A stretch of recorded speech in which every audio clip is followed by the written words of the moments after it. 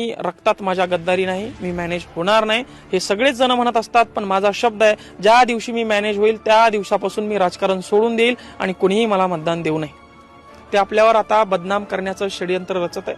ते काही प्रकरण काढू शकतात, काही सांगू शकतात। एक तर त्यांनी असं चालू केलंय की मंगेश साबळे यांना रावसाहेब दानवे यांनीच उभं केलंय। कल्याण काळे यांनी ठरवलंय की रावसाहेब दानवे यांना खासदार करायचं आणि मग रावसाहेब दानवे यांनी ठरवलंय की कल्याण काळे यांना आमदार करायचं। हे दोघंही आपल्याला फसवत आहे। आपण अपक्ष म्हणून उभं राहणार आहोत की मी तुमच्यासाठी वेळ प्रसंगी मरायला सुद्धा तयार आहे, तुम्हाला न्याय मिळवून देण्यासाठी। रावसाहेब दानवेंनी कल्याण काळेंनी येऊन फक्त सांगावं की आम्ही तुमच्यासाठी वेळ प्रसंगी रस्त्यावर यायला तयार आहे। एसीच्या गाड्यात आणि एसीच्या बंगल्यातून बाहेर यायला सुद्धा ते तयार नाही, एवढंच काय तर फोन सुद्धा ते घेत नाही। म्हणून जरांगे पाटलांनी जरी सांगितलं असलं की आम्ही राजकारणात पडणार नाही, तर आम्ही राजकारणात पहिल्यापासून आहोत। लोकशाही पद्धतीनेच आपल्याला यांना उत्तर द्यावं लागणार आहे। त्यांनी आपल्या डोक्यात काठ्या मारल्या म्हणून आपल्याला त्यांच्या डोक्यात काठ्या मारता येणार नाही। मला सांगा, जरांगे पाटील यांच्यावर SIT लावण्यात आली, यावेळी एखादाही आमदार खासदार बोलला नाही।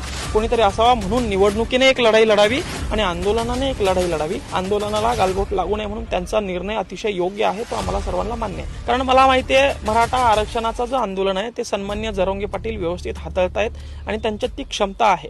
म्हणून आपण या ठिकाणी ज्या वेळी त्यांना धोका होईल, ज्या वेळी त्यांना जीवाला धोका होईल त्यावेळी आपण धावून जायचं, त्यांचा जीव वाचवायचा, एवढं मावळा म्हणून छत्रपती शिवाजी महाराजांचं आमचं कर्तव्य आहे। मी म्हणतो ग्रामपंचायतच्या टॅक्स भरण्यापासून तर मंत्रालयापर्यंत स्वतः मला 4 चक्रा माराव्या लागल्या, तरी सुद्धा मला यश आलं नाही या गोष्टीमध्ये। जर मी UPSCचा अभ्यास करत असताना देखील मला सुद्धा जर का न्याय मिळणार नसेल, मला सुद्धा जर सुविधा मिळणार नसेल, या गरिबांना कशा मिळतील? आणि ज्यावेळी ऑपरेशन झालं, वडील वाचले नाहीत, मात्र माझी जमीनही गेली, माझं शिक्षणही गेलं, वडीलही गेले, मीही या ठिकाणी अपंग झालो। पण या सगळ्या गोष्टीतून बाहेर निघल्यावर मी एक निर्णय ठाम केला की आता जे उर्वरित जीवन आहे हे शेतकऱ्यांसाठी, गोरगरीब लोकांसाठी वापरायचं। कारण हे चमड्याचं, कातड्याचं, गेंड्याच्या कातडीचं शासन आहे, प्रशासन आहे। यांना साध्या भाषेत बोलून, बाईट देऊन, भाषण करून समजत नाही सर। यांना दणका द्यावा लागतो आणि वेळोवेळी आम्ही तो दणका दिलेला आहे आणि त्या दणक्यातून त्यांना परिणाम झाले।